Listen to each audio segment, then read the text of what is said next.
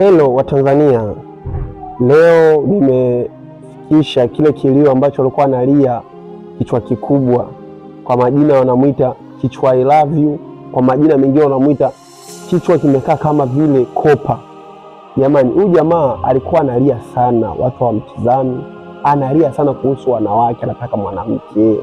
Alibanwa sana na ukiri, alibanwa sana na yaani alikuwa anahitaji sana mademu, lakini mademu kawa mtizami. Hebu cheki video yake ambayo alikuwa analia kipindi hicho. Sasa, hivi kwa nini bado unaendelea kunitesa? Ona cheki nimekonda kwa sababu yako. Ona cheki nimekonda. Hiyo video ndio sasa leo nataka nilete solution. Nataka nilete solution la huyu jamaa. Huyu jamaa alikuwa anatafuta mwanamke na hakupata, lakini sasa mimi nimemtafutia mwanamke. Na mwanamke niliyemtafutia mimi, mnamuonaje huyu kula chuma? Huyu mwanamke anamfahamu fai. Mimi naona kasa ndo anaendana, wote vichwa ududu. Wote vichwa vyao vimekaa kama vile vichwa nanilii, vichwa treni, si vichwa gusi.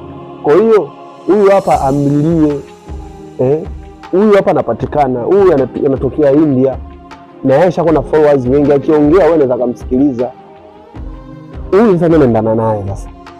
Malaki alikuwa anajikala na alia sasa anataka mwanamke gani.